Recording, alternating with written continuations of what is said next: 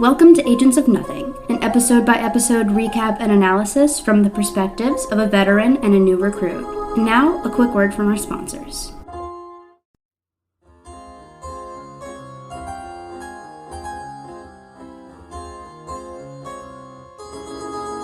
Good morning, agents, and welcome to our Agents of S.H.I.E.L.D. podcast. We are your commanding officers. I'm Mariah. And I'm Caroline. And today we're going to be talking about Season 2, Episode 2, Heavy is the Head. All right. So, Mariah, how was your week? Well, I didn't really do much of anything, but it was fine.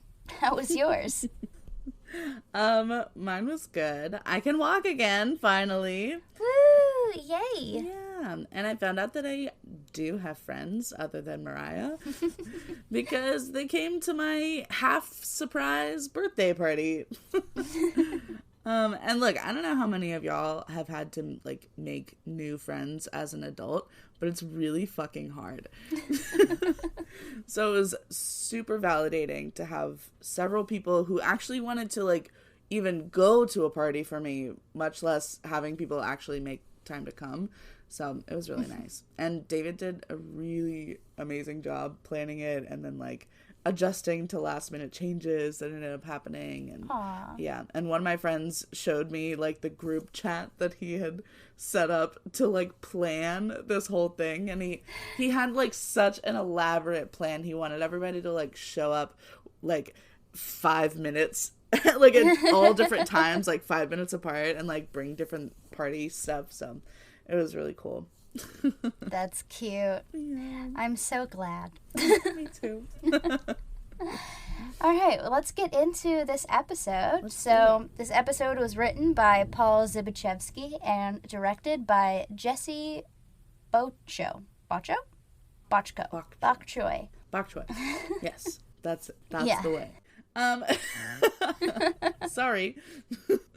So, in this episode, we meet Mac, who is new to me.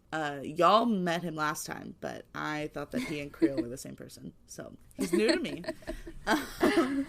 We meet the British Hydra guy, and even if he hadn't had a name, he wouldn't deserve one. Okay? So, done. And then fucking Zabo. Are you kidding me? That I can't write anything better than that. His name is Zabo. Yeah. I don't know what's up with that name, but Okay, so we pick up where we left off with Hunter, the lone survivor in the car crash. His door is jammed shut and his leg is pinned so he can't get out. May appears and tries to help, but he insists that she leave him and go catch up to Creel, who has the obelisk. She finally agrees as other soldiers are approaching, but she leaves him an extra gun, or apparently a laser chainsaw thing. He cuts his door and is finally able to get out just in time to get arrested by the army. Yay! woohoo! So May is threading through traffic on her new motorcycle looking for Creel, and while she's doing that, she's updating Coulson on the scene where she left Hunter. She assures Coulson that Hunter was trying to save Hartley. He wasn't just trying to upend the mission. May finally catches up to Creel. He's in a stolen truck, and she closes in on him. Coulson keeps trying to order her not to engage, and after explaining that he wants to have Creel followed to see who he answers to, May finally agrees and puts her gun away, but she's not happy about it. Sky and Trip are back at the base with their new Quinjet, and Sky is worrying about Hartley and the gang because she can't get a hold of them. Trip says, no need to think the worst until it shakes your hand and says hello. I love that. That's good advice. It is. Thank you, Trip.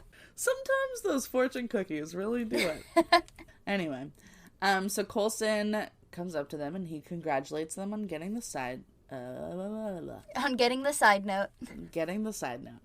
Coulson congratulates them on getting the Quinjet. And side note, why is it called that? Is it Quinn as in quintuplets? Does it have 5 of something? Or did Ian Quinn invent it? So I had to go and fetch it, but this This is the kind of practical explanation I want from my comic book media. Thank you. This is what I was looking for with the icers. So shout out to MCU Wiki for this. Give it to me. So in the comics, the Quinjet was originally an Avengers exclusive vehicle designed by Black Panther, so with like Wakandan technology.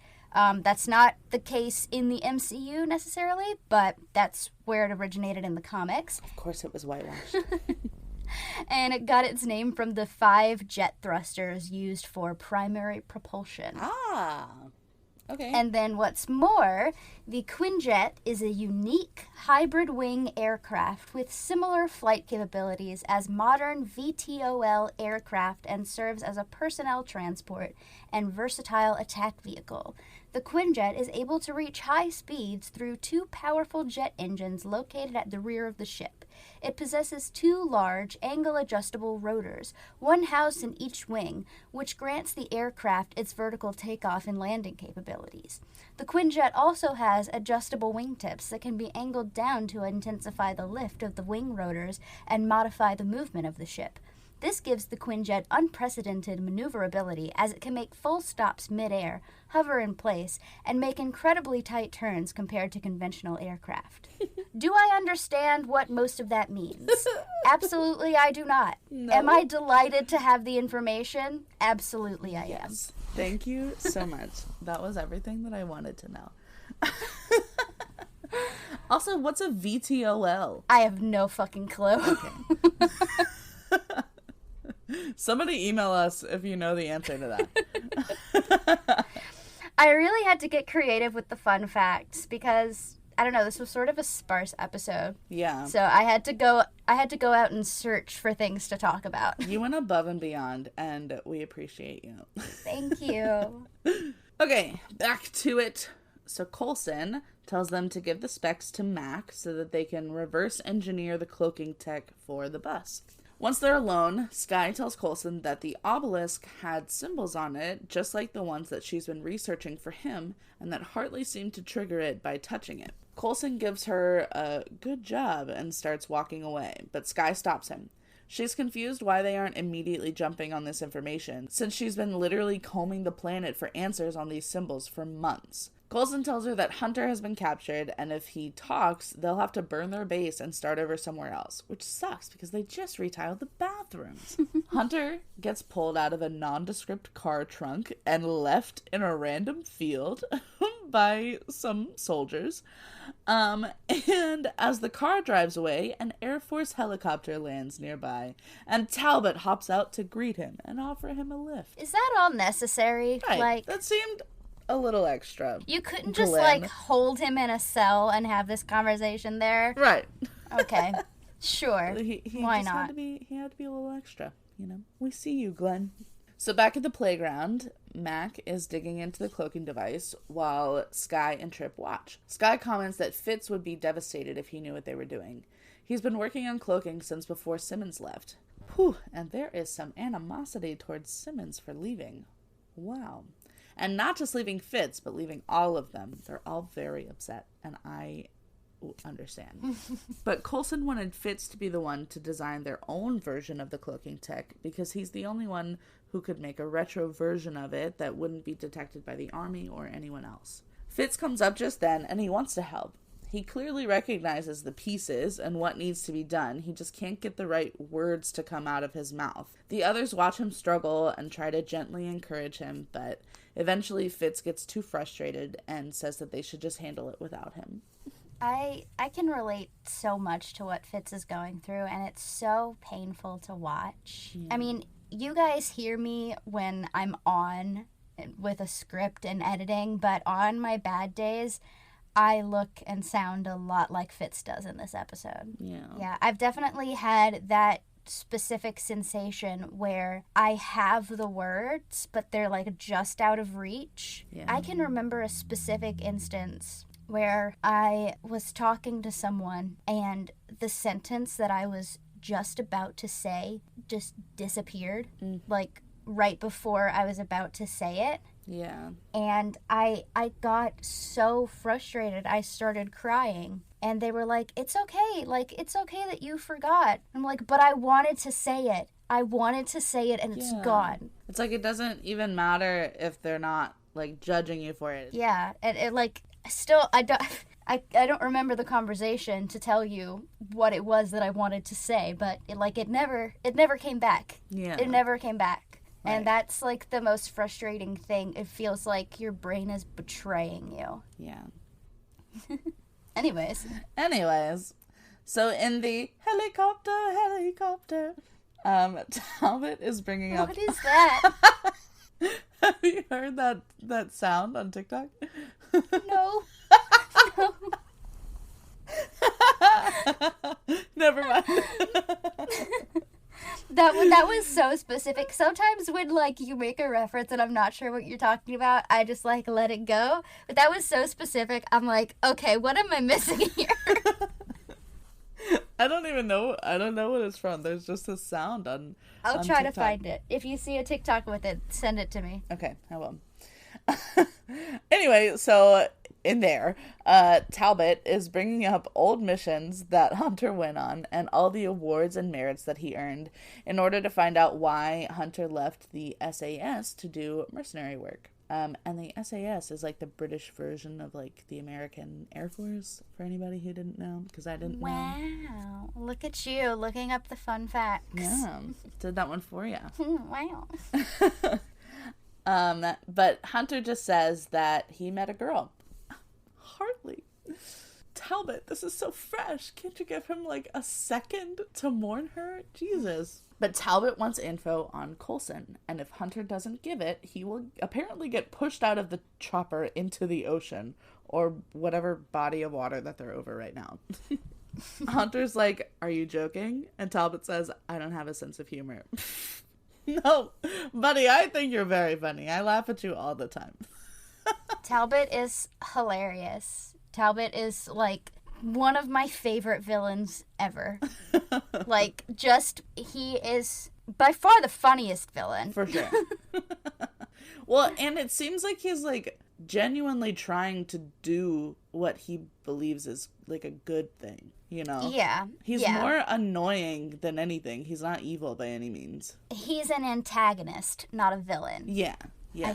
I should correct myself. But he, like, there's something about that kind of character and that kind of person that they're so self-serious that it's funny. Yeah. Like, you are taking yourself so seriously, it's ridiculous. Yes, that's exactly right. So Talbot says that Coulson is a vigilante who will risk anything to, quote, further his own agenda. But what finally gets to Hunter, or so it seems, is the people that have been sacrificed for Coulson's mission. Hunter implies that he'll talk for $2 million and a proper burial for Hartley. So Talbot agrees. Coulson is doing some, like, cool hologram stuff and tells the computer box thing. Is that the box that Fury gave him? Yes. That Nikki... I believe, Fury. I'm not sure, Nikki fucking Fury. I'm not sure if they've referred to it as such yet, but I believe it is called the toolbox. Okay, cool. So he tells the toolbox, I assume, to keep an eye out for the obelisk. But just then, Skye knocks on the door to let him know that Mac and Trip are working on cloaking, so she's available to go back in the field if needed, you know, just in case. Coulson says that May is out there already, so Skye doesn't need to go. And then he finally doesn't tell her that Hunter and Hartley aren't coming back, and that Creel is to blame. And everybody keeps forgetting about Idaho. Listen, I forgot about Idaho until I saw him again. I was like, okay, there's Xena Princess Warrior, there's fucking Hunter, and then, oh, that other guy, I forgot about him. I mean, the only thing that anybody remembers about him is that he's from Idaho, so. Yeah. What I do remember is that the scene of his, like, dead, unseeing face under the headrest, that's what I remember of Idaho. Haunting. That's the only thing. Disturbing. Anyway, so Skye insists on helping May take Creel down, but Coulson won't let her and won't give her any more information. He says if she really wants to help, she can go pack up Hartley's things. Skye agrees, but she says Coulson's compartmentalization is not healthy and he should try yoga to loosen up. And I'm not sure how yoga would help his compartmentalization problem, but okay. But Coulson says that he tried yoga and he wasn't that flexible. So, but thanks. I have also tried yoga and I am also not flexible. Like, I have that thing where, like, I say that thing as like it's like a common thing. I have fibromyalgia. Oh. I don't know if that's why I can't straighten out my leg, but like I'm trying to straighten out my, and like my whole leg is shaking. But I have very good balance. Yeah. I'm very good at the balance part of yoga. That's good. But not at the stretching.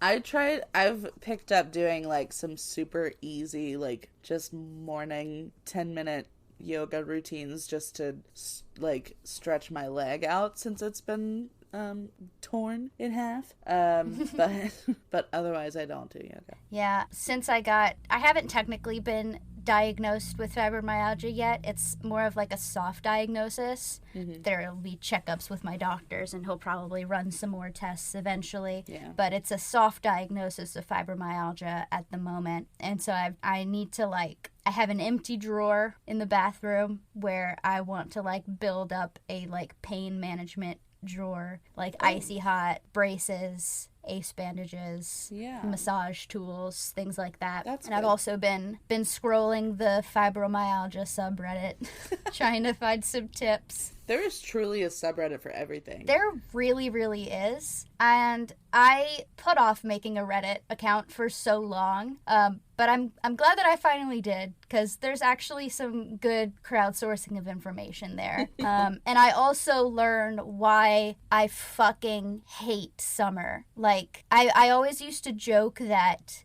because it's so hot down here in Louisiana, I get seasonal depression in summer. Me too. Because, I can't go outside. I'll die. And fall and winter are where I thrive, you know? Yeah. But anyways, I found out that probably a big part of why summer is so hellish for me is because the heat does make your muscles and nerves swell. I don't know the exact science behind it, but it presses on the nerves that are already too sensitive or whatever. Oh yeah. So yeah. Anyways, where were we? Thank you for sharing your medical history. Okay, so down in the lab, Fitz is talking to Imaginary Simmons and lamenting over how he feels like he just can't keep up anymore. Imaginary Simmons agrees that nobody seems to have any patience anymore. It's ridiculous. She assures Fitz that the rest of the team knows how valuable he is and that they're not avoiding him, they're just focused on other problems right now, like Creel. But maybe he can help them neutralize Creel's powers, since nobody has experience with powered people like Fitzsimmons. But, she says, they can't just hijack the project from them. It would shatter their confidence. And I love that this is Fitz's brain telling him this. That was literally the whole episode. I was like, he's so smart and he knows it. But it's different parts of his brain are like, you're so smart, but what if I'm not?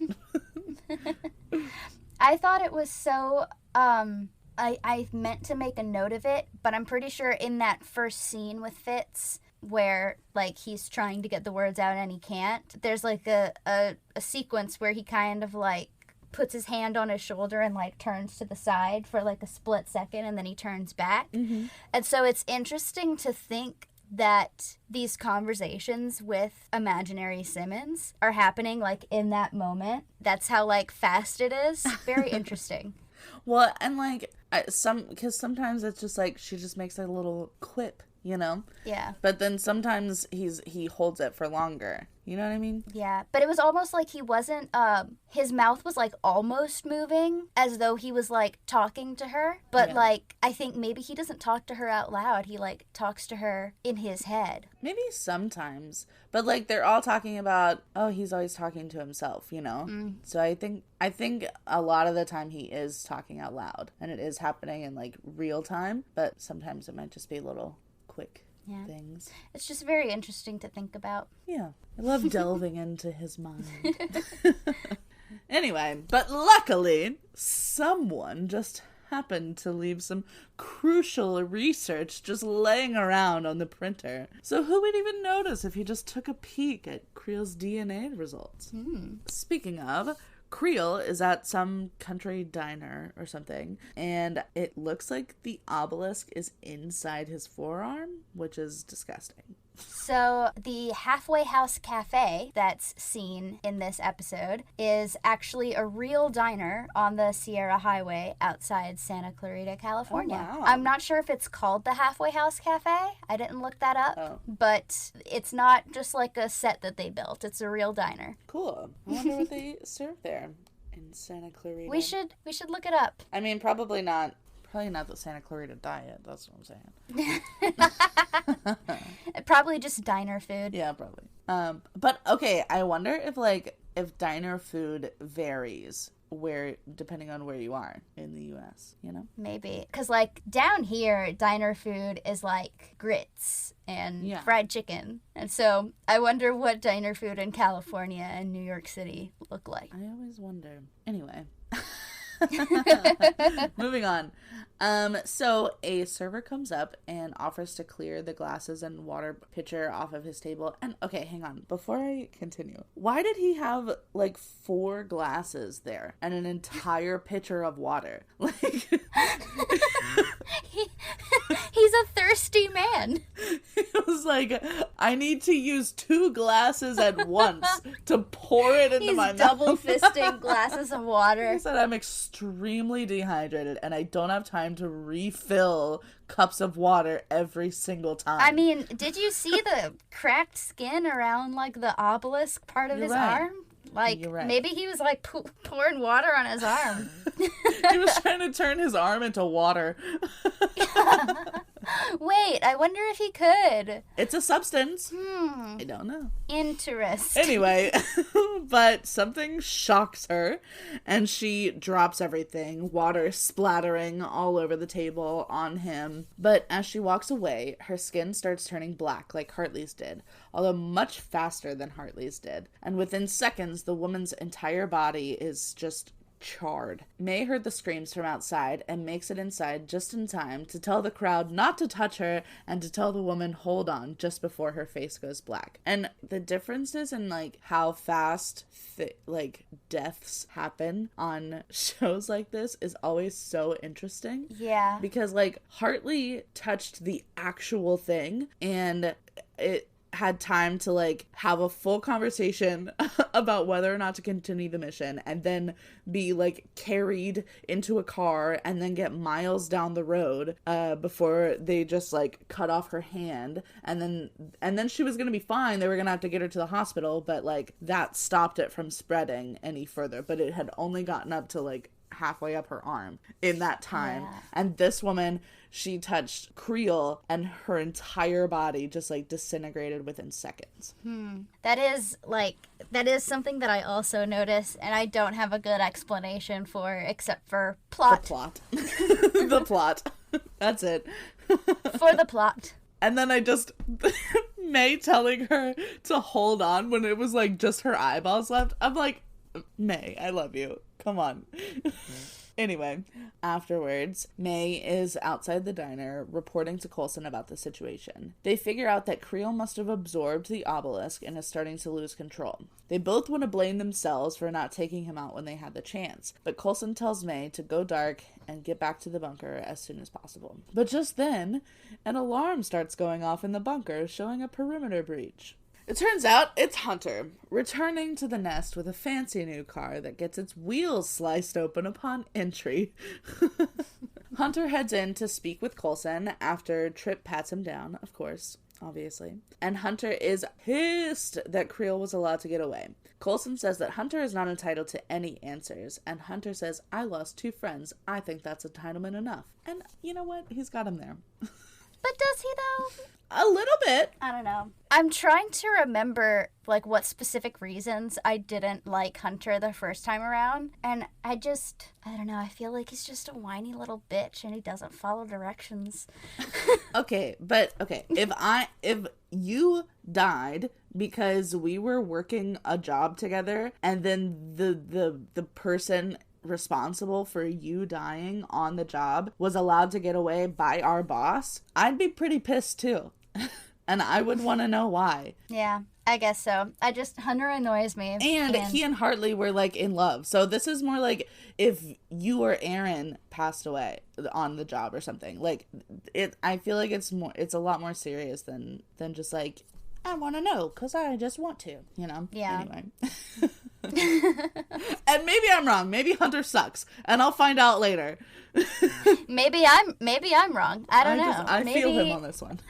I just really didn't like him the first go round. Yeah.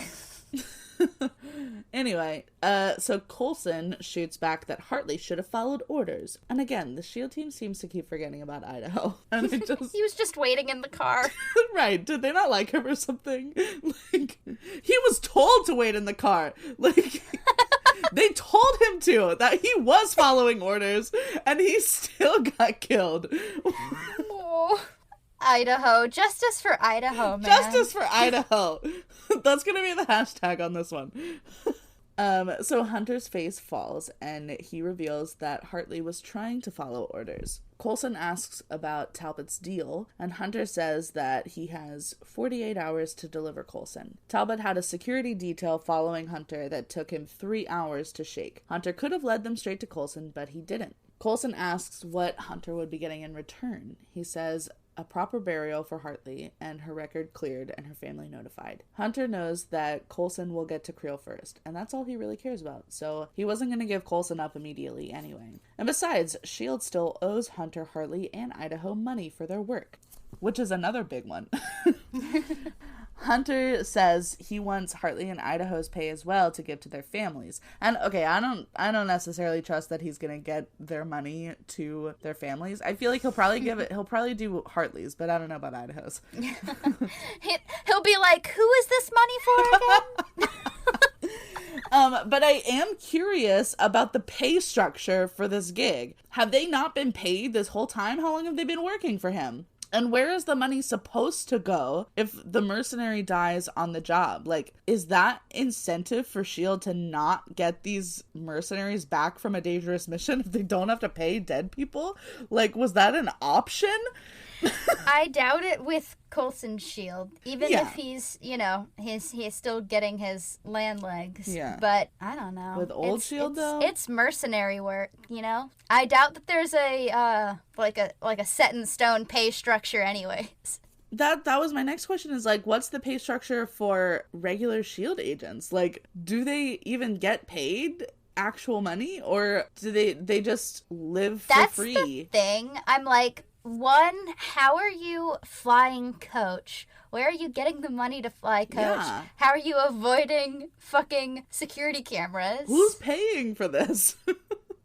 Like, I just assumed, honestly, that, like, during this period of time, it was just SHIELD agents who were doing it for, like, the love of the job. Like, yeah. I honestly assumed that they weren't getting paid. And, like, okay, for some agents, okay, I get that, because if they're getting free room and board, they're getting fed very well, actually, and they are, like, traveling all over, and they don't have to pay for anything, but, like, because they don't offer a service, they don't get paid for the missions that they go on. I don't know, man. And especially now, they're not a government agency anymore. Like, where is that money coming from? Anyway, I have a lot of questions. I just want to know. Do SHIELD agents need to unionize? Anyway, Coulson says he'll take care of it, and I believe him, and Hunter is satisfied with this. So he says that as soon as they get Creel, he'll be in the wind. Or 3 sheets to it. Was that what he said? Yeah, like on a ship sailing away. I thought 3 sheets to the wind meant, like, shit-faced drunk. Oh, is it? I don't know. That's what I thought it was. Okay, but like let's look it up. A ship that sails on the ocean usually has like 3 masts. So I was picturing that, but like that could also be like come from like a pirate ship, and pirates are usually drunk. 3 sheets to the wind. The definition that comes up on Google just says drunk. I like my reasoning better. I think that I mean, I agree that it means drunk. It is a nautical term. It is a nautical term. I feel like it's because pirates were on ships with 3 masts. I don't know. It has something to do with like the sails. You're right about that, but it does mean drunk. Okay. And I'm sure that's what Hunter meant. Yeah. Okay. As soon as we get Creel, I'll go sailing. I mean, how else do you celebrate, you know? Anyway, in the lab, Fitz and Imaginary Simmons are discussing the current plan to neutralize Creel and how they can make it better. And I was a little confused what he means when he says, I didn't solve this today. And I was right, because I said, does that mean he's remembering this problem happening before? And he was. It, like, that's that thing where he just keeps repeating that phrase over and over, even though, like, no one can understand what he means. Yeah. Like, that was so relatable to me, because there have been times where I've done something similar, and people have gotten so frustrated because they're like, I don't know what you mean. Can you phrase it another way? And I'm like, no, I can't. This is it. You take what you get. These are the words that I have. So Mac interrupts to ask who Fitz is talking to. See, okay, so people saw him talking to himself. And the way that Simmons goes, me! I love that even in his mind, Simmons is fucking hilarious. And that they are both aware that she's not really there, you know? Or, well, she's not aware, but he is. Because he says, I'm talking to myself. And she says, me. So Mac keeps trying to, like, engage Fitz, but Fitz keeps getting distracted by Imaginary Simmons talking about how she likes Mac because he's acknowledging that Fitz is acting unusual. She likes the honesty. Finally, Imaginary Simmons convinces Fitz to show the Creel file to Mac, and Fitz repeats that he didn't solve this today. Mac gets excited at the possibility that Fitz thinks he can solve it at all. Mac is so sweet. Like, it really just takes one person to reach out to, like, cut through the loneliness. Because that is such a lonely feeling when, like, something in you has fundamentally, like, something in you has fundamentally changed, and, like, people are treating you like you're broken. Yeah. And it really just takes that one person to treat you like a normal person, to, like, to see you know, to make you feel like you're not invisible. Because, like, even though, like, some of the team is sort of trying to reach out, they still are treating him differently. Yeah. And that's, even when people have the best of intentions, it's such a lonely feeling to be surrounded by people who want to reach you and don't know how. Yeah. And you know that they are treating you differently than they did before. Right. Yeah. Whew. I didn't think that this episode was so heavy, but we keep getting onto heavy topics. So Hunter joins Skye as she is packing up Hartley's things. They talk about the photo that Hartley had on her bedside table of her and her sister. And Hunter explains that Hartley had a really good relationship with her family. And her sister was her best friend in the whole world. Which is so different from most of the S.H.I.E.L.D. agents who, like, cut themselves off from their family. I thought that was an interesting contrast. Skye offers her condolences since she knows how hard it is to lose someone that you care about. Hunter says he usually tries to not get attached so it doesn't hurt when you lose them. And obviously that worked out. Hunter says he thinks Skye could be successful as a mercenary. Private military contractor, since she resembles Hartley so much.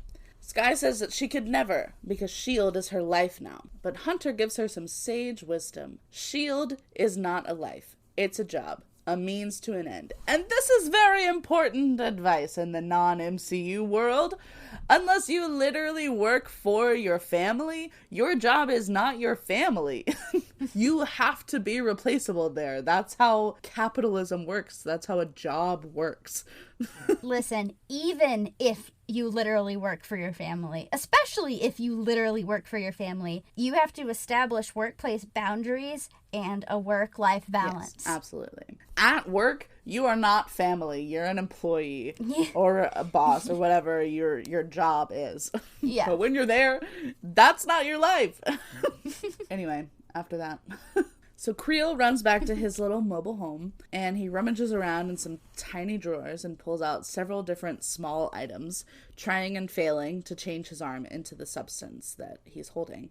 And I thought that it was really interesting that he had, like, all these little samples of different substances. Like, he had, like, a metal lighter, he had a piece of cloth, like, just a bunch of little things that he could hold, and he could just carry around in these drawers. I thought that was really cute. It probably feels good, sensory seeking. I mean, they did say it was pleasurable. So, anyway, when none of them work, he tries to contact his boss, but they don't answer. Instead, a phone planted in the wheel well of the truck starts ringing. "Good evening, Mr. Creel. We've been trying to reach you about your car's extended warranty." It is whoever he was supposed to drop the obelisk off to. They apparently never showed up. And side note, now that I've been able to see Mac and Creel individually, like, close up, I literally don't know how I thought they were the same person. They're both big and buff and bald, but they're literally different races. That's why it was so funny to me. It was just like, there can't be two big buff guys. That's ridiculous. In one scene, Big he's buff just and bald? in the dark, Come I guess. on. I don't know. He just looked tanner. But anyway, Creel is freaking out because the obelisk is affecting him and his powers so much. But the British guy just says that he just needs to finish the mission and then Hydra will take care of you like they always have, which means he's gonna die, I'm pretty sure. Creel hangs up and he throws the phone, and as he's about to redirect his anger onto some unsuspecting bystanders, Raina shows up. Raina! That's it. That's it. She said that there are things that they need to discuss. She knows about and is very interested in the obelisk. She offers him a piece of carbonite, which is made out of stardust and is super awesome, apparently. Creel tries to scare her into leaving him alone by bringing up Hydra, but then his skin starts going black from the obelisk again. He gets embarrassed by his lack of intimidation, and he takes the carbonite from her and just goes back inside his trailer. I'd like to note here that Creel touches Raina in this scene and nothing happens to her. Oh, and we get a little more of that later on, but it's just a nice little tease. Yeah, I didn't even notice. He like grabs her shoulders. Very interesting. So May, Coulson, and Tripp are discussing the hopelessness of the Creel situation currently when Skye comes in and has found out that the Hydra communication frequency that they shut down has been active again. Someone left a message for S.H.I.E.L.D. with a phone number. Tripp says, "Is it Creel? What, is he lonely?" And Skye says, "Doubt it. He's jacked. And he can turn any body part into any material." Dildo fingers! Silicone dick! I'm obsessed with her. Skye! Oh my god! Skye! Wait, and then the Coulson was like, "Thank you, moving on." Listen, if he wasn't evil, imagine he could make bank. He really could. And you know what? I think he's made some bad decisions, but I think at the heart of it, he doesn't want to hurt people. Because he seems pretty scared once he's like, I can't control this, you know? Yeah. Anyway. But Anyways. He could. So they call the number, and it's Raina, as I live and breathe. Queen. I love her new hairdo. Yeah, it's so cute. So she reveals that she is no longer working for Hydra, mostly because of their dental plan, but also because Hydra needs to get with the times. World domination, so 1945. She has a point.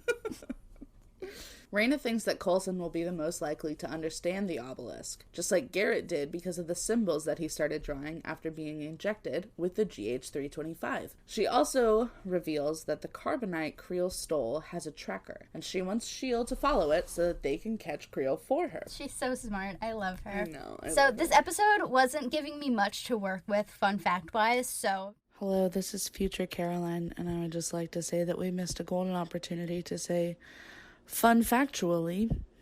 Goodbye. I had to go out and find my own. Okay. So, in real life, carbonite does exist, but it's not this. Carbonite is an inorganic anion that forms a conjugate base of dihydroxymethylidine. Dihydroxymethylidine. Wow, that is a mouthful. Yes. Don't know what that means, but that's a thing. Carbonite was also the name of one of the earliest and most successful coal mining explosives. Nice. And that is made from ingredients like nitroglycerin, wood meal, and some nitrate as that of sodium. Also, nitrobenzene, saltpeter, sulfur, and diatomaceous earth. Interesting. That's also a thing. Those are words that I understand individually, sort of. I know that saltpeter is like gunpowder. That's about it. Yeah. Essentially, like, carbonite was like dynamite. It's like sort of the same thing. But if you're a Star Wars fan, you might have heard the name carbonite from carbonite freezing. Darth Vader and the Empire freeze Han Solo in a carbonite casing and deliver him to Jabba the Hutt. Oh. And in the Star Wars universe, carbonite freezing is based on the concept of cryonics, which involves freezing a living organism to keep it in suspended animation. Like Walt Disney. And the technology in real life is still being researched and developed by scientists into a more sophisticated form. And now saying all that, it makes me wonder if carbonite here is a reference to Star Wars, because they do say that it's made of stardust. Yeah, it could be. That's interesting. That is very I do also think it's interesting that, like, all of the, like, real life and Star Wars meanings of carbonite, it's spelled with, like, the I, but in here, at least in the captions on Disney Plus, it's spelled with a Y. Yeah, it's interesting. I wonder if they were like, that's what makes it made up, because we spelled it differently. But I wonder if it didn't come up in my search for it, because I did search for it with a Y as well. But it makes me wonder if there is a history with carbonite in the Marvel comics. Maybe. Could be. That's interesting. Thank you, again, for going above and beyond with your fun facts. That one was very fun. There's more where that came from. Oh, good. So the team starts to head out, discussing battle plans. They think that if they can catch Creel off guard, they can quickly take him out before he has a chance to change substance. Hunter catches up to them, and he wants in. He finally convinces Coulson to let him come along in the field by bringing up Hartley. In the lab, Fitz is trying to get his thoughts out on Creel, but he's struggling. Mac finally sends everyone else away when Fitz sweeps everything off the table. He's like, beat it, you're pissing him off. I love Mac. I love him so much. Fitz can't stop saying that he didn't solve this today. And Mac finally understands that he solved this before in an old design. So Mac pulls up Fitz's portfolio and starts flipping through until Fitz picks the one that he was trying to think of. Teamwork! Mac's nicknames for people are consistently the sweetest thing in the show. Add Turbo for Fitz to the list because it'll get extensive. Aww. Okay, we should actually start a list. All right. I'm going to do that right now. Jot it down. Actually, Fitz nicknames. Well, Mac. Mac's nicknames. I want to just know, does he have, like, different nicknames for everybody? Or does he come up with, like, a million nicknames for each person? He sort of has different, like, he has nicknames for everyone. Not everyone, but, like, a lot of different people on the team. Okay. But, so he always calls Fitz Turbo? I think so. That's cute. I love that. So, in the field, May is It's Pison out icers. Pison out icers. In the field, May is passing out icers, and Hunter is disappointed that they're using the non-lethal option. Skye gets word from the lab about Fitz's idea, and then Creel has arrived at the drop point. Coulson gives orders for them to let the transaction happen, and then have May follow Creel, and Skye and Hunter follow the Hydra guy. But just then, Hunter shoots May and Skye with his icer. What the fuck? He goes to the building that Trip is sniping from and shoots him too, but not before we get an hell no from Trip, which best part of the episode.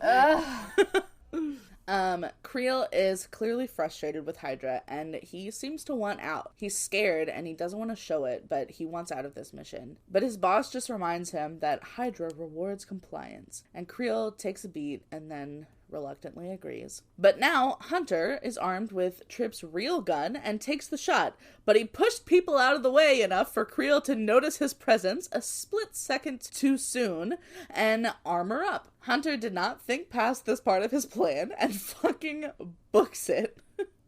Creel following close behind. Fucking Hunter, I swear to God. This is the kind of shit that made me not like him the first go round. He just didn't think it through.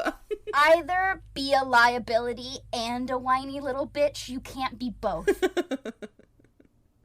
Did you mean or? Maybe. What did I say? You said be a liability and a whiny bitch. And you can't be. You know, I'm keeping it. I'm keeping it. Do it. I'm gonna be, I hope that I don't regret this, but I'm gonna be a Hunter apologist right now. I like him. I think he's a hothead. I think he sticks to his guns, and I think I'm really nervous about saying this also. Please tell me if he's a Nazi. I think you're safe on that front.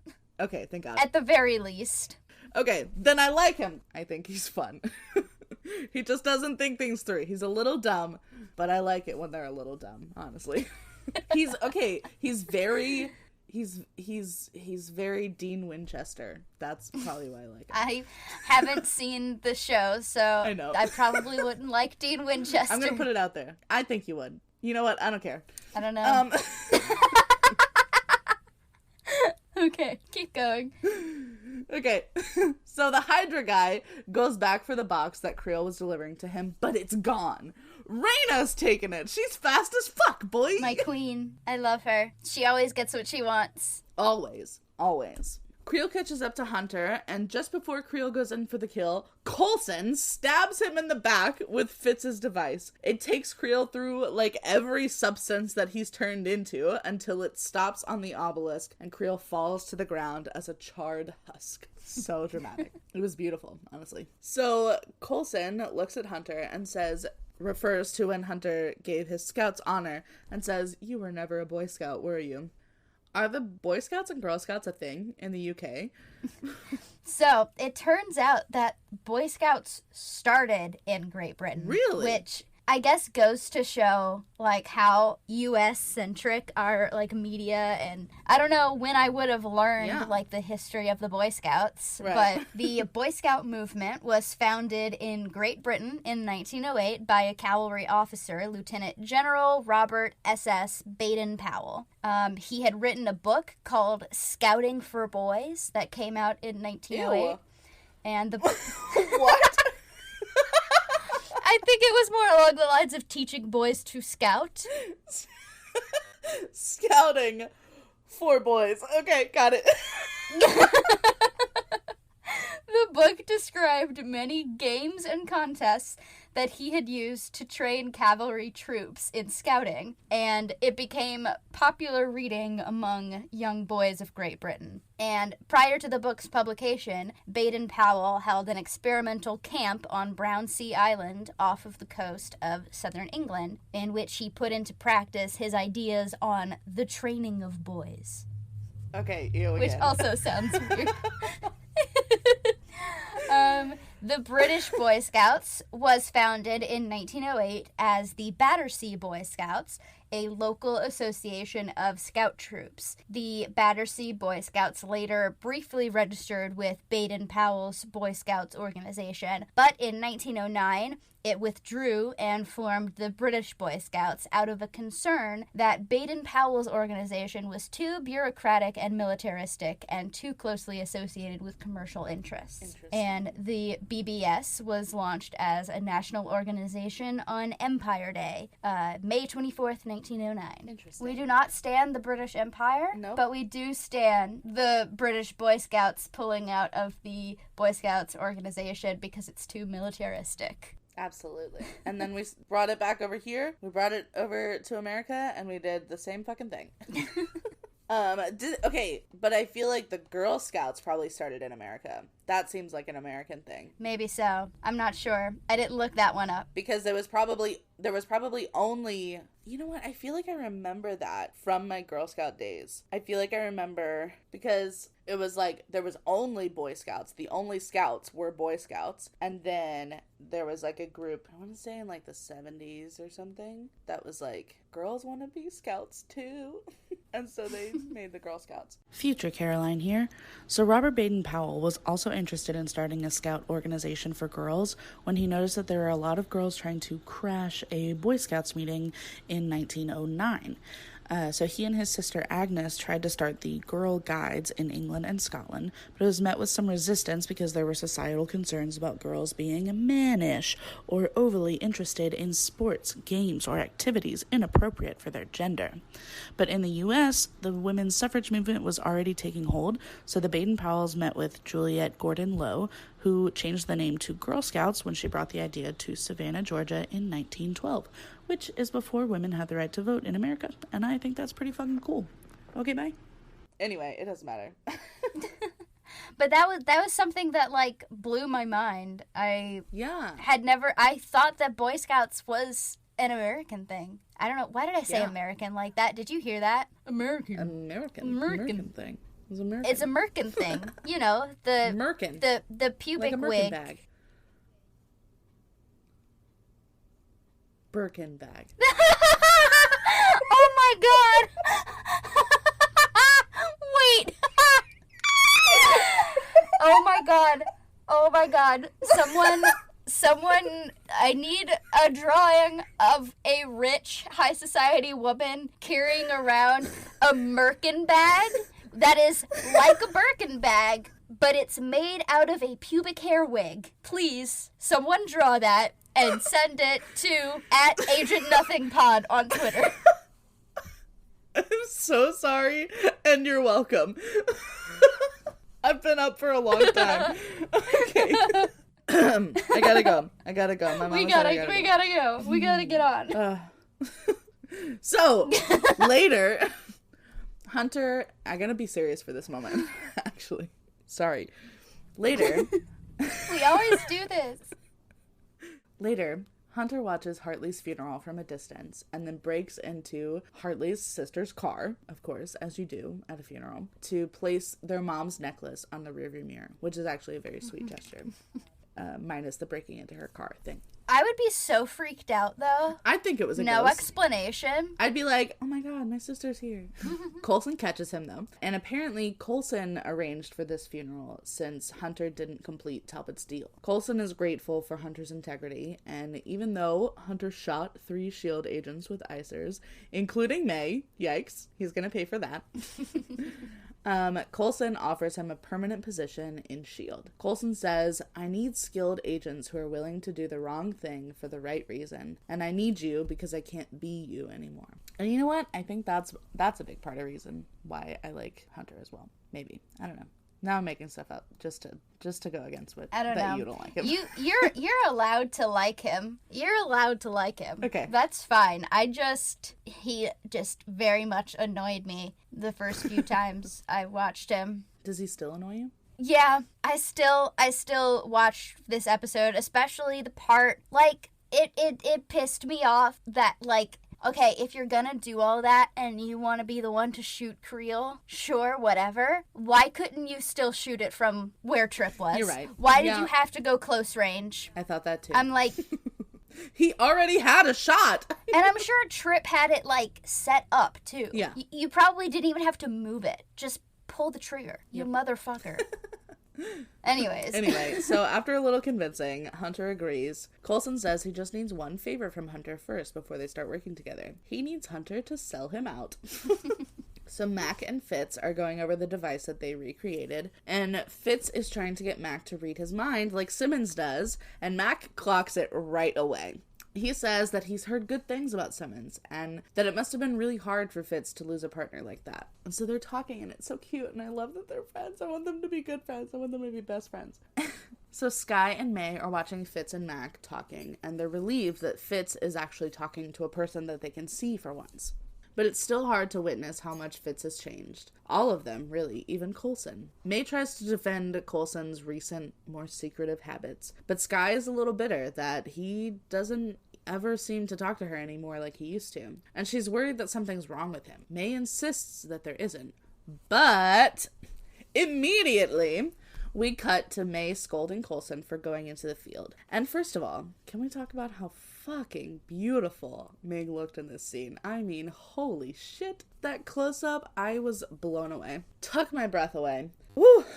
Just thinking about it. And Coulson is sitting like he has the flu or something. He's, like, huddled up. He looked like a little kid to me, almost. He did. His shoulders, like, hunched. Yeah. May says that it's been 18 days since Coulson's last episode, so he is overdue, and he should stop fighting it. So they start preparing the room, drawing the blinds, laying out a tarp, getting comfortable. Coulson goes to the wall and starts carving the obelisk symbols, while May takes pictures and documents them.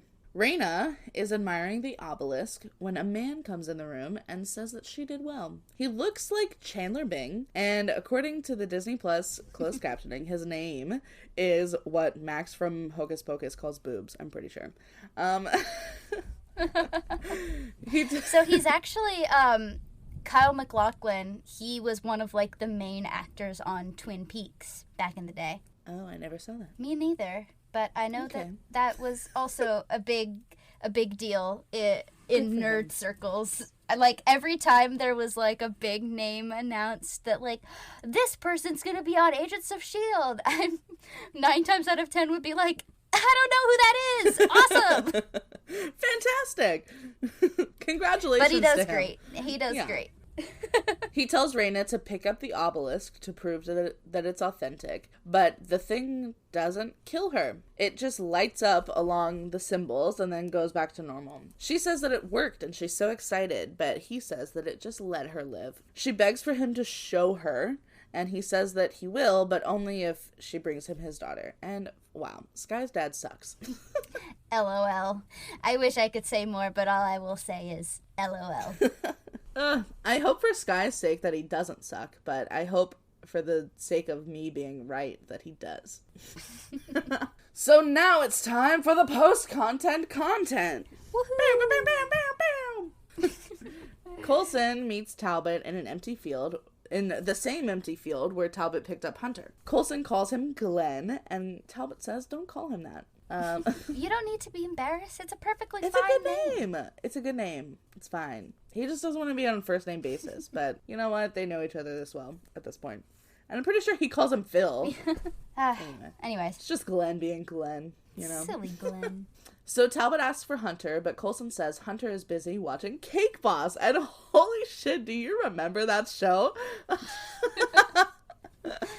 That seems like so long ago. Coulson offers Talbot an olive branch in Carl Creel. He says he's not dead, he's turned to stone, but he could always do that, so I'm not sure how long it'll hold. Coulson offers a new deal. S.H.I.E.L.D. will keep delivering prisoners like Creel, and Talbot can keep taking credit for it, as long as they get off S.H.I.E.L.D.'s back. Talbot laughs it off, not believing that Coulson and his band of misfits has the artillery to be of any consequence. So Coulson signals for the bus to reveal itself in the sky, and it decloaks. And then Coulson gets onto the stolen Quinjet that materializes on the ground right next to Talbot and his soldiers. And I thought it was so funny that, like, the wing of the jet was, like, almost touching one of the SUVs. So, like, they just happened to, like, drive around it on accident. I don't know why, but that was really funny to me. Anyway, so both aircrafts fly off and Talbot is left to scratch his head and his mustache. All right. Overall thoughts. What have you got? So I really liked the character building of Hunter, and I really hope that I can like Hunter. I want to like him really bad. You're allowed. I'm scared, though. I'm scared I'm going to have my heart broken. And also, I feel like this was like Agents of S.H.I.E.L.D.'s version of a fluff episode. And yet it's clearly still driving the plot forward. Like, it's a good episode, but, you know, I guess not every episode can be brain-meltingly good. Yeah, it was a really sparse episode, I feel like. I didn't take a lot of notes, and there weren't a lot of fun facts to be found on Wikipedia or IMDb or anything. You did a good job. Thank you. But some spare fun facts that I did find. The title of this episode, obviously, is a popular rephrasing of a famous line from Shakespeare's Henry IV. The original line is, "Uneasy is the head that wears a crown," and it refers to stress that comes from leadership and the responsibility of making hard decisions, which I think it's a really cool, really good name for the episode. Yeah, I like all the names of the episodes. Yeah, and this is the first episode of the series so far to not feature or credit Brett Dalton as Grant Ward. He wasn't in this episode. I have mixed feelings about that, because I love Brett Dalton. Yeah. You'll get more, I promise. Okay. As long as I get to hate Ward somewhere, because that's fun. All right. Well, that concludes our episode on Season 2, Episode 2, Heavy is the Head. If you want to keep up with us, you can follow us on TikTok at Agents of Nothing Podcast, on Twitter at Agent Nothing Pod, and on Instagram at Agents of Nothing Podcast. You can go to anchor.fm/Agents of Nothing and subscribe to us for $2.99 a month for special bonus content. And you can email us at agentsofnothingpodcast@gmail.com, and we may just read it on the show. If you want to find me, Mariah, I'm on Twitter at FullSwampWitch_, on TikTok at Submarine Warfare, and on Instagram at Submarine Warfare. And you can follow me, Caroline, on Twitter at RustyPage95, on Instagram at _RustyPage, or on TikTok at CrazyGinger995. Next week, we'll be covering Season 2, Episode 3, Making Friends and Influencing People, so stay tuned for that. Yeah, that sounds crazy informative. Okay, bye! Bye, love you!